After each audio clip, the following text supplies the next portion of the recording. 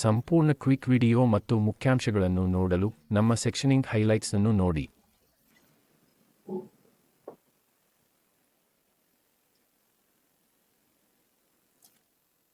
ಇದನ್ನು ಬೇರುಗಳಿಂದ ತೆಗೆದುಹಾಕಿ. ಇದು ನಮ್ಮ ಈ ಮೀಡಿಯಂ ವೀವ್ ನಮ್ಮ ವೀವ್ನಿಂದ ತುಂಬಾ ಸಣ್ಣದು ಅಲ್ಲ, ತುಂಬಾ ದಪ್ಪವೂ ಅಲ್ಲ, ಬದಲಾಗಿ ಮಧ್ಯಮ ದರ್ಜೆಯದು.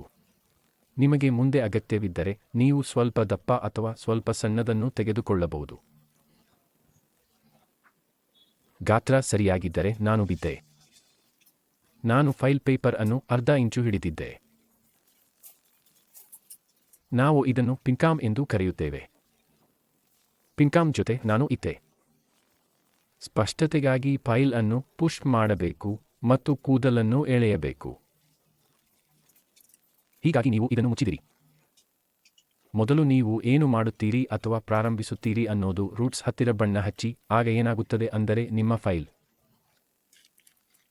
ಶೇರ್ ಅಥವಾ ಹೇರ್ ಫೈಲ್ ಜೊತೆ ಪೇಸ್ಟ್ ಆಗುತ್ತದೆ ಮತ್ತು ಕೆಳಗೆ ಬರುವುದಿಲ್ಲ. ನೀವು ಕೈ ಕೆಳಗೆ ಇಟ್ಟು ಮುನ್ನ ಮತ್ತೆ ಪ್ರಯತ್ನಿಸಿರಿ. ರೂಟ್ ಹತ್ತಿರದಲ್ಲಿ ಯಾವಾಗಲೂ ಲಂಬವಾಗಿ ಬಣ್ಣ ಹಾಕುತ್ತಾರೆ, ಆದ್ದರಿಂದ ನಾನು ಫೈಲ್ ಅನ್ನು ಬದಿಯಿಂದ ತಿರುಚಾಗಿ ಮುಡಿದಿದ್ದೇನೆ.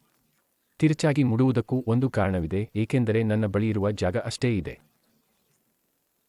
ನೀವು ನಿಮ್ಮ ಕೂದಲು ಅತಿಯಾಗಿ ಅಥವಾ ಮರುಮರು ಮಡಚುವುದಿಲ್ಲ, ಅದಕ್ಕೆ ನಾವು ಬದಿಯಿಂದ ತಿರುಚಾಗಿ ಮಡಚಿದ್ದೇವೆ.